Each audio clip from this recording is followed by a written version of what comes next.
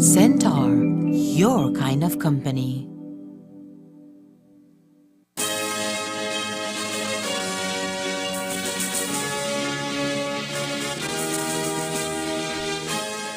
Tonight on CTV3 News, BSCFA says request to increase price per pound of brown sugar in the local market has valuable justification. For the BSCFA proposal of 60/40 will bring more financial benefits to farmers. BSCFA thinks otherwise. Unions to form committee to detect price gouging. And after a 2-year hiatus, Bishop Martin High School hosts its annual Business and Science Expo. These are some of the stories we have for you tonight in our newscast for Friday, March 3rd, 2023.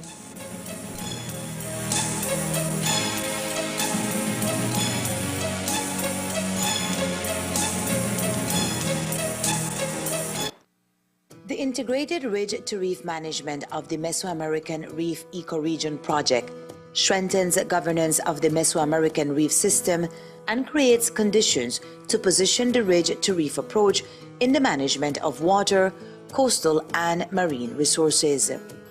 What is the ridge-to-reef approach? This approach consists in a broad view in plan, restore, implement government processes and good practices in human and economic activities throughout watershed to obtain in a sustainable way its benefits and avoid deterioration and loss of resources. Some of these benefits are water, food, fertile soil, fishing, tourism, flood protection, and drought resistance. Consider that everything that happens in the upper part of the watershed has effects on its middle and lower area and mainly in the ocean. Therefore, it is necessary to promote a change in behavior in the form in which we manage natural and cultural resources of the MAR. If we continue deforesting forests, degrading soil quality, polluting surface and groundwater, the cost to replenish a natural aquifer, recharge, fertilize the land and conserve natural resources will be greater. On the contrary, if we reforest deteriorated areas, the forest recharges groundwater, allowing species to inhabit and captures carbon from the atmosphere, which contributes to resilience of climate change. Good practices in agroforestry and crops reduce runoff by erosion, which avoids the loss of soils and the dragging of agrochemicals. By reducing erosion, watersheds and rivers do not receive large amounts of sediments, agrochemicals, and pollutants. Rivers without excess sediment allow the use of water below the watershed for agriculture and aquaculture, as well as for human and animal consumption. In addition, it avoids the siltation in the hydroelectric dams. If good practices in agriculture are added and good management in the discharge of industrial waters allows rivers to continue bringing their benefits to the lower part of the watershed, and by discharging water waste with proper treatment, we keep wetlands and mangroves healthy. A mangrove barrier on the shoreline helps stop excess sediment into the ocean, protects the shores from flooding, and provides habitat for terrestrial and marine species. Healthy coasts without excess sediment or pollution and with protected ecosystem give the ocean the ability to regenerate itself to keep coral reefs and seagrasses healthy. In this way, the ocean has the opportunity to produce food for marine species, for human consumption, and contribute to counteracting climate change. This vision demands coordination between the relevant actors and the stakeholders from the regional, national, and local levels. Only if we change the way we treat watershed resources will we have the opportunity to have these benefits. Watersheds conserved make healthy reefs.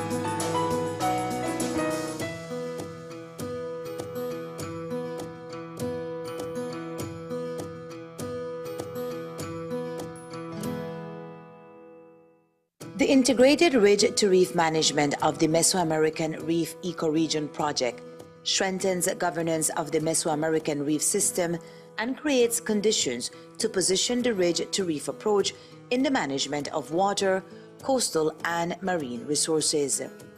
What is the ridge to reef approach? This approach consists in a broad view in plan, restore, implement government processes and good practices in human and economic activities throughout watershed to obtain in a sustainable way its benefits and avoid deterioration and loss of resources. Some of these benefits are water, food, fertile soil, fishing, tourism, flood protection, and drought resistance. Consider that everything that happens in the upper part of the watershed has effects on its middle and lower area and mainly in the ocean. Therefore, it is necessary to promote a change in behavior in the form in which we manage natural and cultural resources of the MAR. If we continue deforesting forests, degrading soil quality, polluting surface,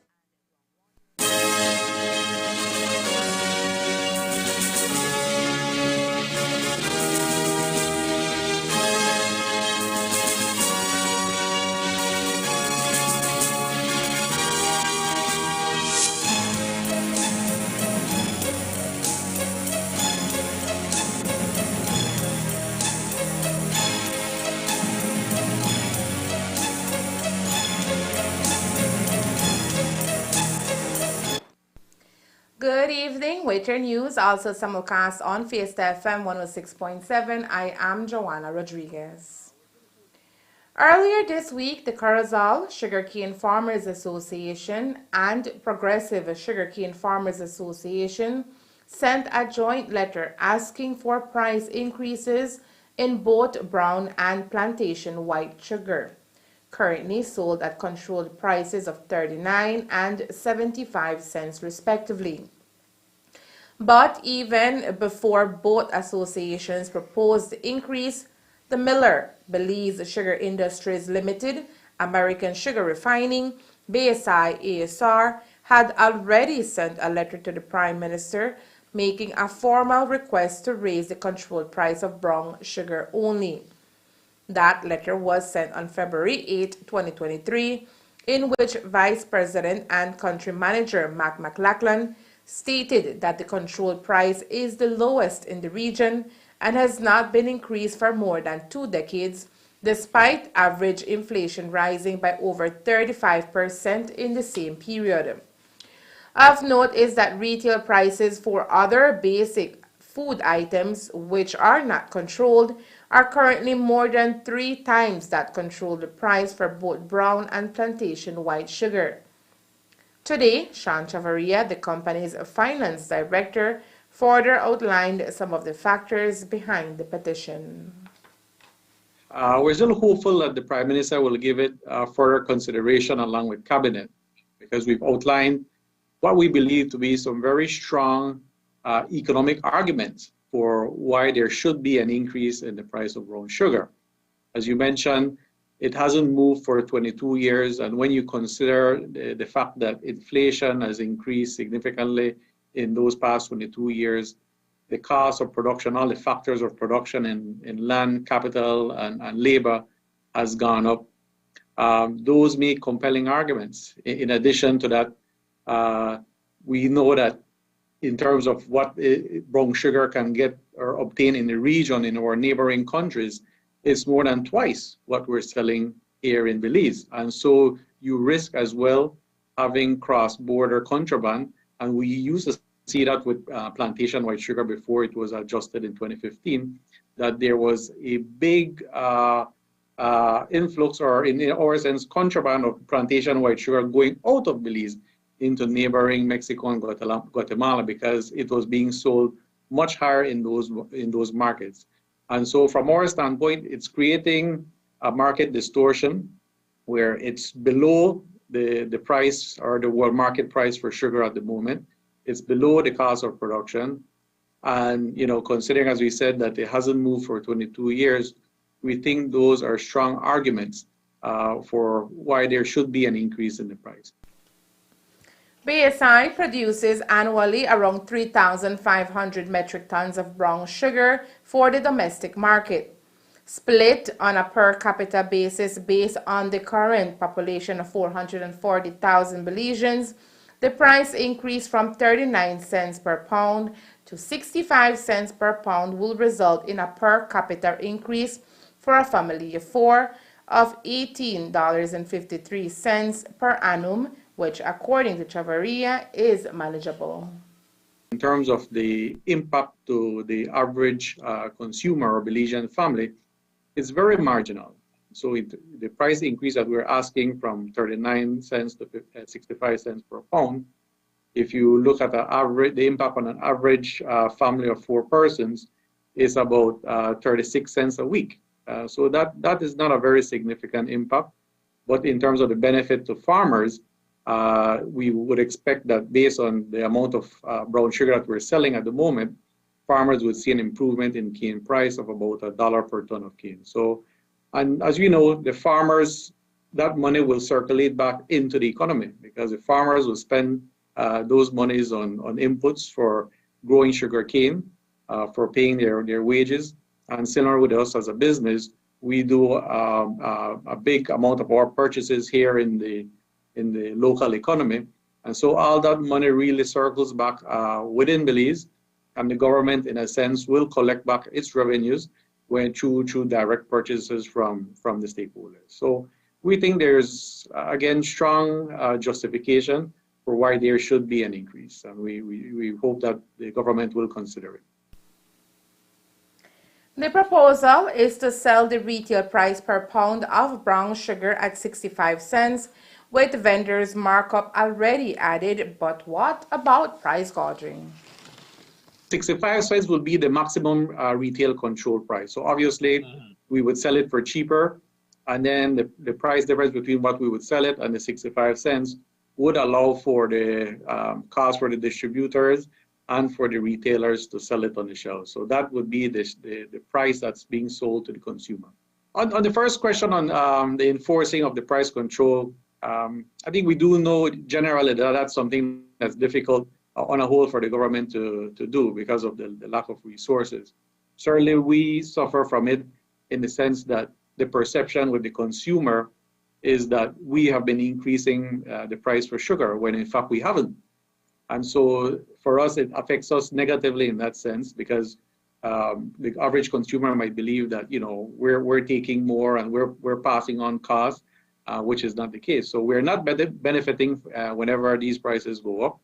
But we do know that there is some challenges in terms of having the resources to, you know, enforce and try to stop price gouging in the marketplace.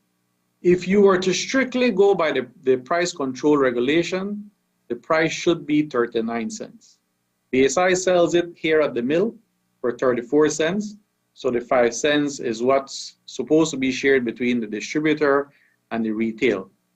But we've done research and we know that brown sugar really, for many years, have been sold on the shelves for, I think, minimum 50 cents. And you've seen recently it go up even further. And so really, the actual control price is in fact 39 cents. And that was put in place in 2001. But it would seem over the years that it's just been increased by, we don't know if it's the distributors or the retailers, but it's gone up to the point where it is today.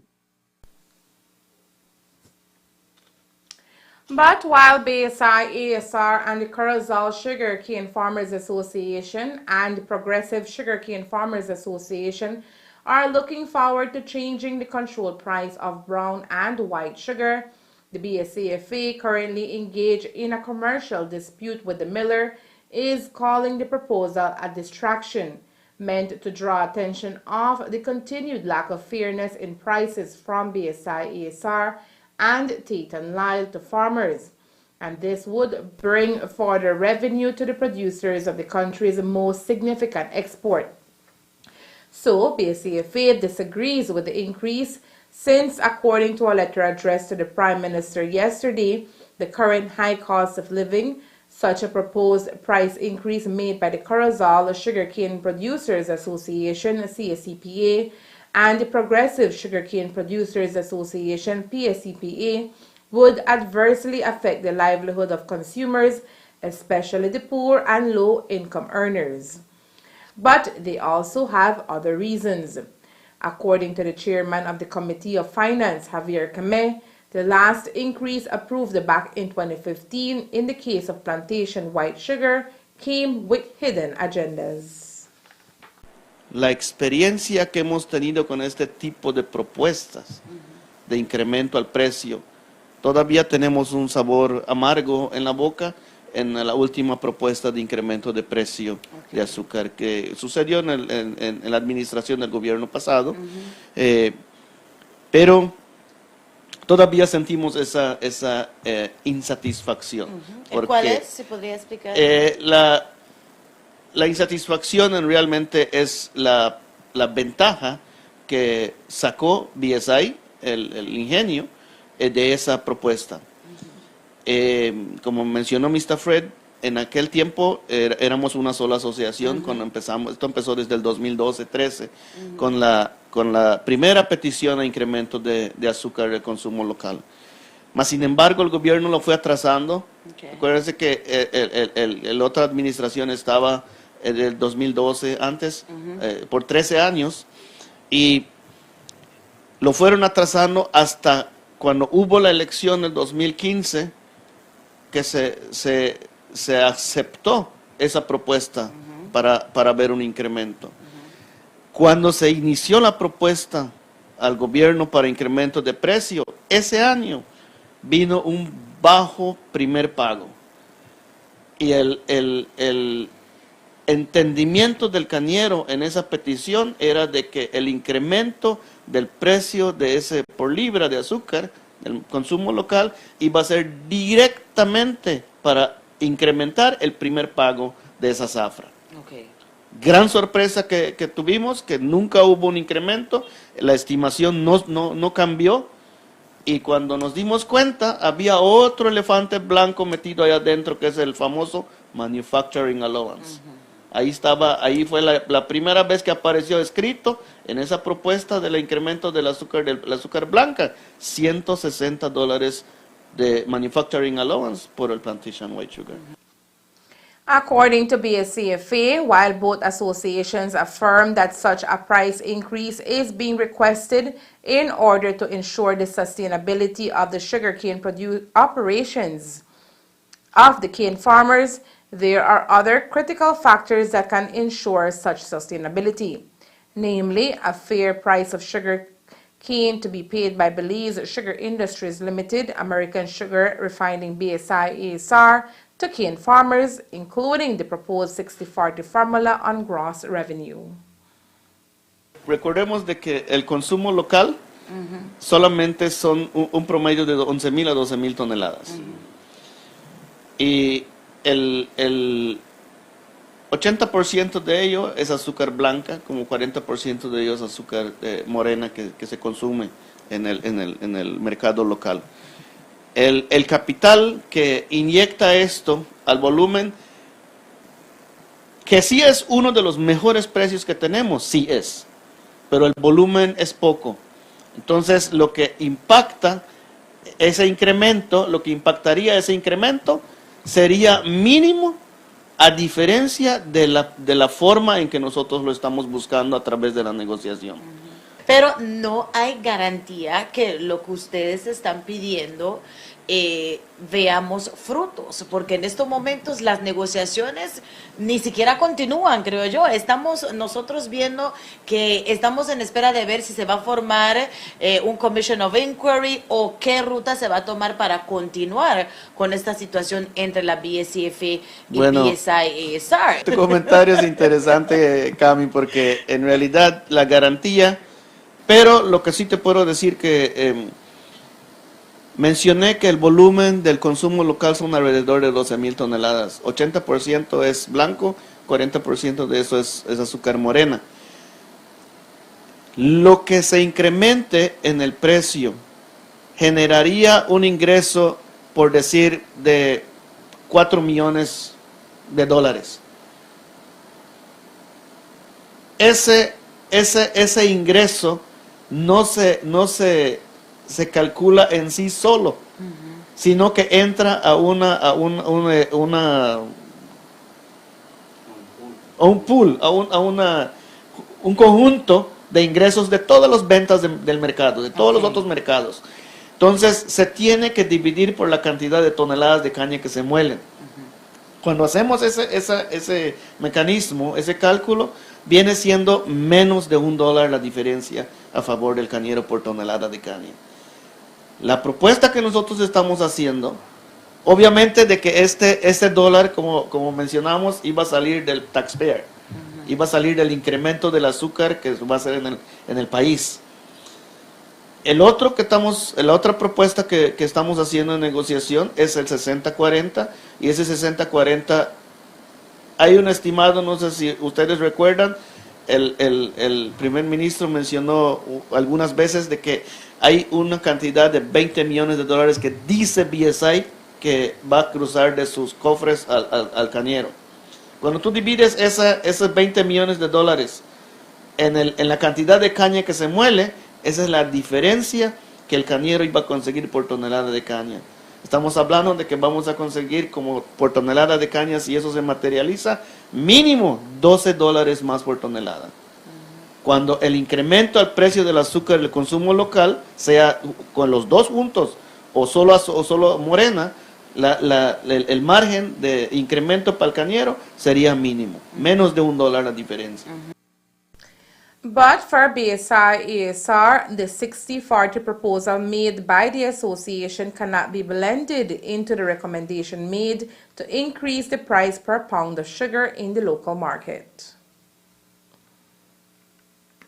I think the BSCFA leadership know how our cane price formula works, where what really drives the cane price up or down is the price we receive for our products. And so if prices go up, the farmers benefit from that because they get 65% of the increase in prices. And similarly, if prices come down, then cane price will come down as well.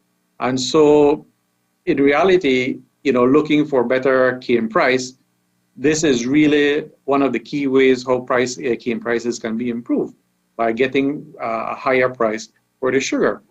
From our standpoint, we know that as a stakeholder and an investor in this industry, we've certainly done our part to grow the pie in this industry.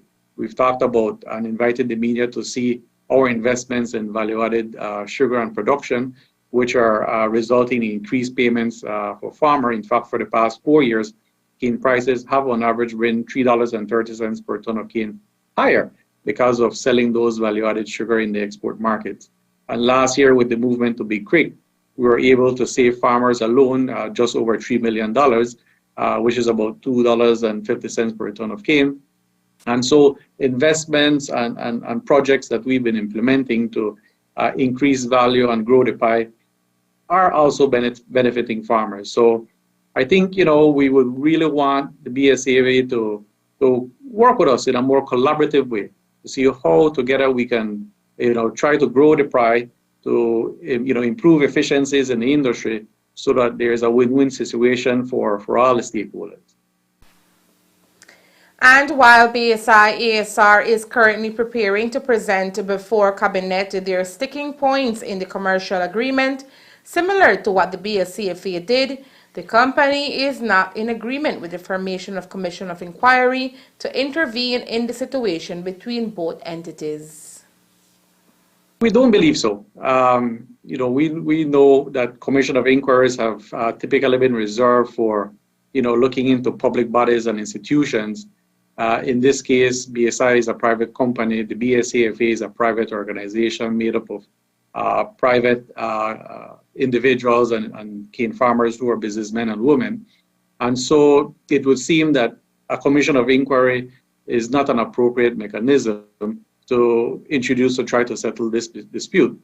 We're certainly looking forward to our opportunity, which should be coming up soon, to present to Cabinet the information that we would like to share to, better provide information, because we believe that there is a lot of false information that is put out there by the BSCFA, including in that recent letter that you just quoted.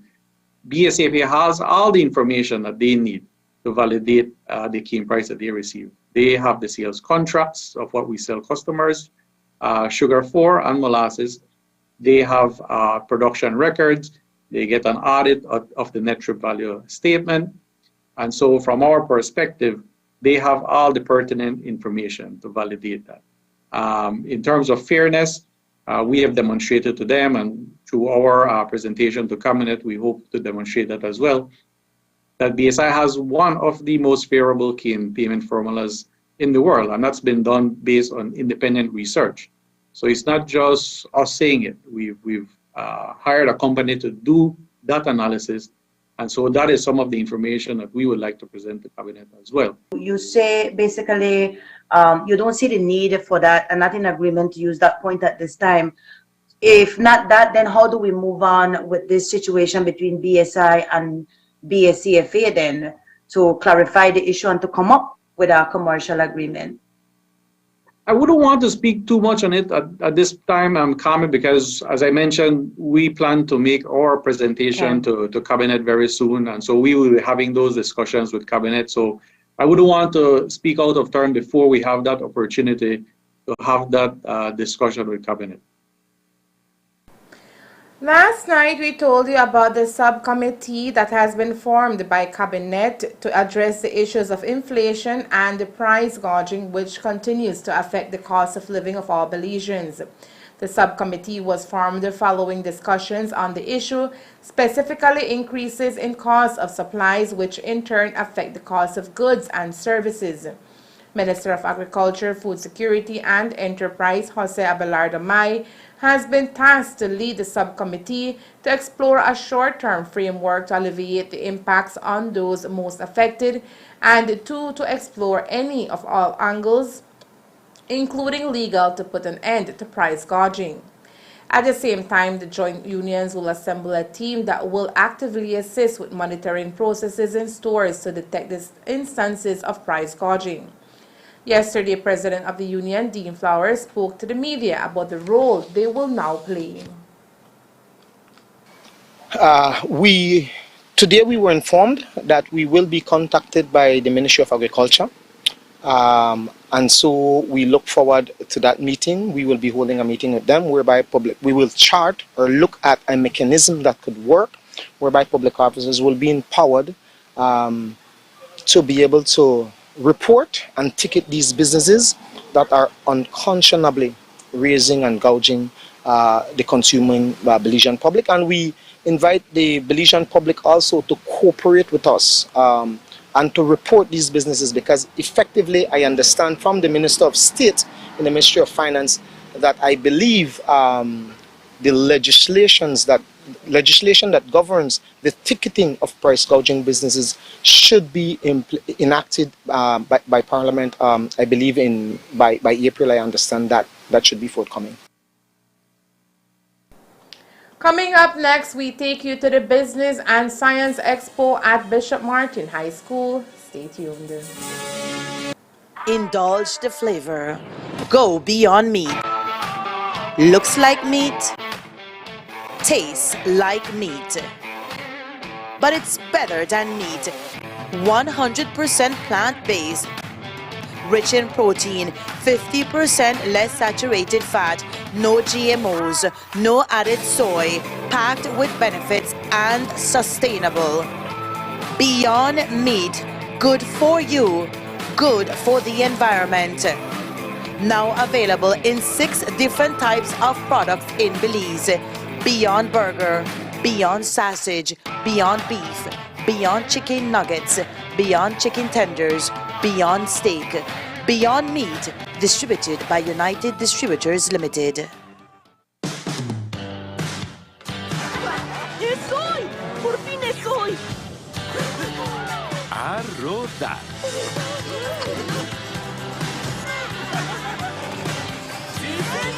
¡Esto va a estar bueno!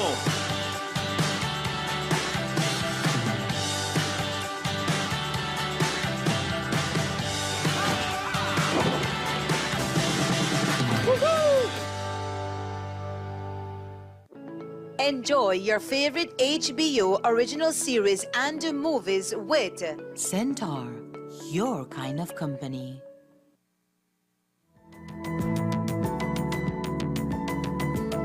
Smart introduces Real Unlimited Postpaid Plans, providing customers with unlimited talk, unlimited text, and unlimited data. Now that's a real great deal. With Smart Plus, Share 1 and 2, and Enterprise 1 and 2 plans, you can talk as much as you want, text as much as you want, and for the first time ever in Belize, you can enjoy unlimited data with your postpaid plan.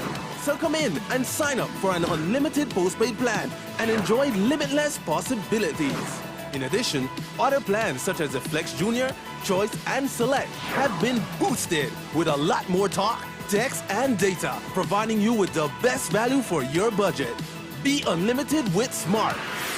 It's time to power your dollar with Smart. Today, students of Bishop Martin High School showcased their knowledge during the institution's annual Business and Science Fair.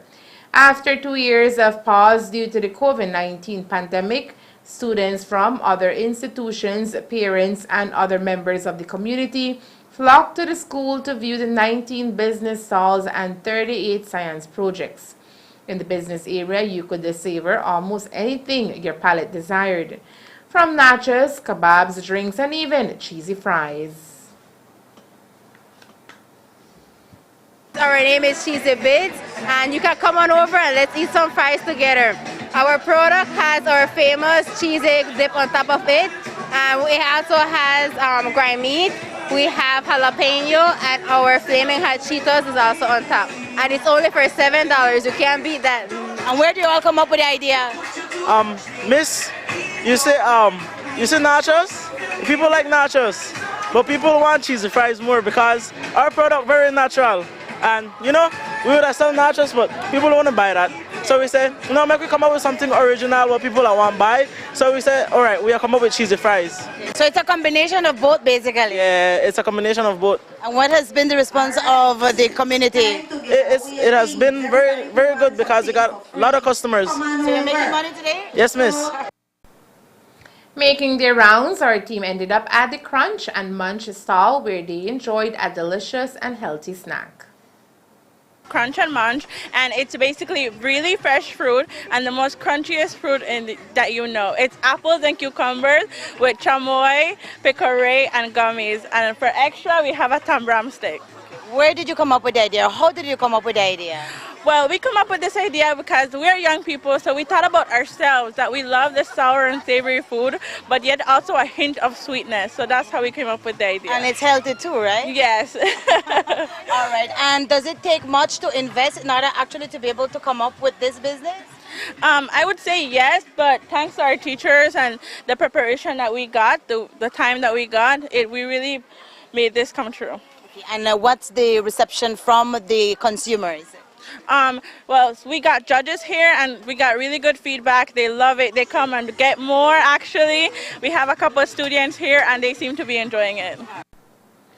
And after a full stomach, our tram was off to the science section where they gained knowledge of various projects that are here to revolutionize the world even when it comes to recycling.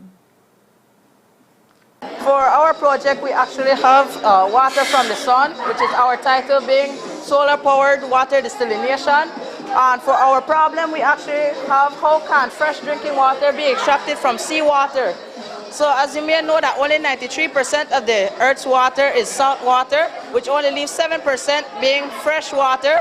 But at the same time, you don't know how much of that fresh water is able to be drinkable, because you know what is happening to the New River as well, being contaminated. So with this apparatus right here that we are using, we can actually transform seawater into fresh drinkable water.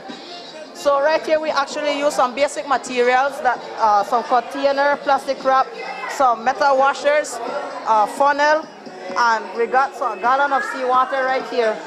So we just place the seawater inside, and then at the same time we have the plastic wrap to trap all the condensate while we place it outside. So that the condensate can be trapped right here, and then the metal washer can bring all the condensate down, drop it into the funnel, and then that is where going to be collected the fresh drinkable water. Of course, it won't be the same as your regular Sky Pure water that you buy, because they add different other things so that it can actually taste more better. But at the same time, the water that we have collected from this apparatus is actually safe and drinkable.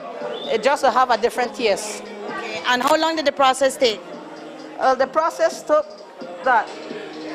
We actually collected a whole bottle of this. We collected this about in 2 hours. So if you wanted to get, let's say, a gallon of seawater, then we will just pour a gallon, and then in about a day or 24 hours, it will actually have a gallon of fresh water.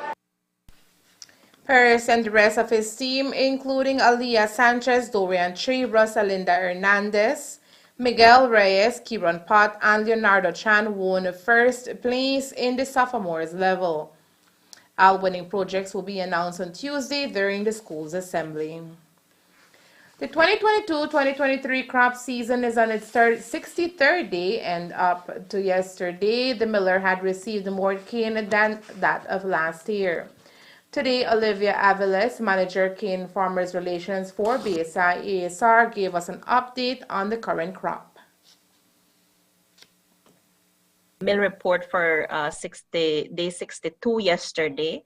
We are at 350,834 tons of cane, and this is really over 57,000 tons of cane more than last year, given that we have also started a crop a little bit earlier. We have done 32,561 tons of sugar, which is also good at this time. However, we do have some issues with cane quality. Our pull actually, we are at around 12.9 pull, when last year we were at 11.46. TCTS of 1080. We were at 997 last year, and that's some of the quality parameters. One of the challenges that we do have with the crop is that it's a bit younger than last year, given we started a bit earlier, and we do have some standover that we're dealing with at this time. Farmers had a challenge at the forefront of this crop to be able to get to those standover due to wet conditions, and also the bad state of the road, of the sugar roads. So they were unable to get to those. They're just starting to get to those at this time, now that it's dry. And getting through that cane is lower quality. Of course, this is after the blockade that we started a later crop. So the crop this year, we're trying to put it back into cycle. Remember, we should be starting a crop from December to around June. And that's more or less the biological maturity of the sugarcane. So those are some of the key parameters on sugarcane at this time and the crop. Contributing to a TCTS of 10.8% are 4 factors currently. We are a bit concerned about this quality, but we are also cognizant of the issues we have in the field, right? We do have standover cane, which is this cane, as some of you may know, was basically stayed from last year, given that we started a very late crop in January. And so when you have standover cane, you have less quality. It comes lighter and it comes with less sugar. So we are seeing the impacts of last crop's delays due to that blockade that we have had. And we're also seeing that we are harvesting a younger crop because now we started earlier. We also have an issue of frog hopper that this is a pest, a sugarcane pest that damaged quite a bit of fields. So you do have that reduction in quality and production. And because there's lower yields in the field, they are moving quicker through the fields, so they're getting to younger cane a lot quicker. So when you have all those four issues, you will see these kinds of results, right? But while a high TCTS signals bad news, the expectation is that there will be an increase in prices. Remember, first payment is given to farmers 1 week after delivery. And so that has seen an increase of over $3 already from last year's first cane payment. And then today we are issuing another cane price with an increase in cane price from our first estimate. So yes, there will be increases in cane price as we move along, but Sean can also put in a bit of information there. The cane price that we started with this year was about $3 per ton of cane higher than last year, which signals the positive outlook there is for this crop because of prices, or market prices for sugar. As we've said as well, we've been able to make very good inroads into both the EU and the CARICOM markets in selling our direct consumption sugar. And so that's also having a positive impact on cane prices. At this time, we do expect that the market remains constructive, that prices will remain good, and we should, I think, see positive prices this year. A lot will depend, as Olivia mentioned, on where we end up in terms of final production. We hope that if we can get the crop through by mid to end of June, you avoid that sort of steep decline that tends to happen with cane quality when you get into the rainy season. And so that's why it's very important to start in December and try to end by June, so that you avoid the rainy season and also the end of the maturity cycle for one of our predominant varieties, which is B79. But at this time, I think the market outlook is a good one. It's constructive, and we certainly want to be in an opportunity to take full advantage of it. The Ministry of Agriculture, Food Security and Enterprise has teamed up with the United Nations World Food Programme, WFP, the government of Italy, and the Church of Jesus Christ of Latter-day Saints to provide relief funding to small farmers who were impacted by Hurricane Lisa in November 2022. Digital vouchers will be provided to 727 farmers and their families to support the recovery from the storm. The local mobile money service provider, DigiWallet, will be used to send $700 Belize for agricultural inputs and equipment to be purchased at accredited merchants, with an additional $300 Belize to meet food and other essential needs. With direct cash and voucher assistance. The assistance will be made using a digital solution where farmers will be able to purchase agriculture inputs through the Ministry of Agriculture accredited merchants. The assistance is broken down into two components, with the first being a $700 Belize redeemable voucher that farmers can use to purchase agriculture inputs and small equipment at approved merchants.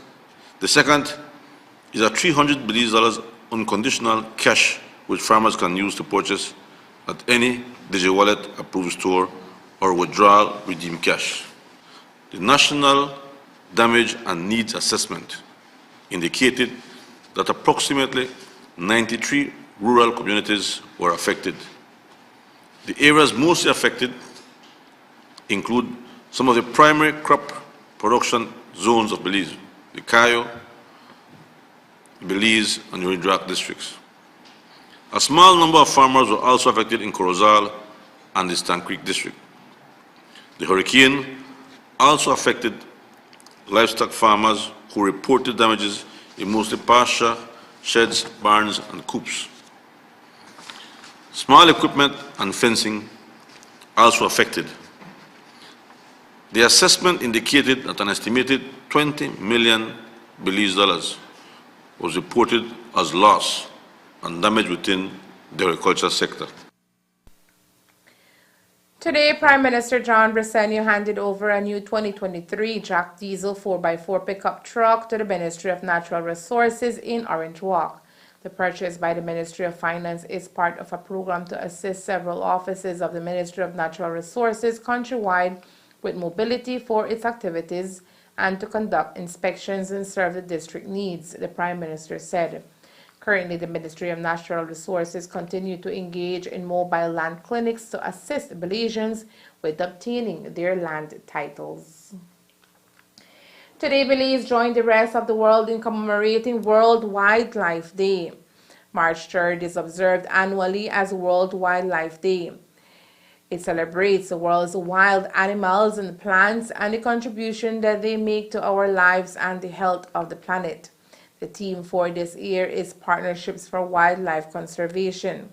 The theme focuses on the need to work across governments, civil society, and the private sector to turn commitment into action. As human populations grow, people and wildlife increasingly interact and compete for resources, often leading to human-wildlife conflict. The Belize Forest Department works with 6 rehabilitation centers, while the Tracks ACES Wildlife Rescue, Belize Bird Rescue, Belize Wildlife and Referral Clinic, Crocodile Research Coalition, Belize Raptor Center, and the Belize Zoo and Tropical Education Center in the conservation, rescue, rehabilitation, and release of injured and orphaned wildlife. And that's the news. We invite you to join us for another newscast on Tuesday, March 7th here on CTV3 and Fiesta FM 106.7. Remember that to read a text version of the news, you can visit our website at ctv3belizenews.com. You can also log on to our Facebook page for current stories at facebook.com/CTV3BelizeNews or our YouTube channel at CTV3 News BZ. Remember to wash your hands and remain safe. From all of us here at CTV3 News, have a safe and pleasant weekend. Thank you for watching and listening. Good night.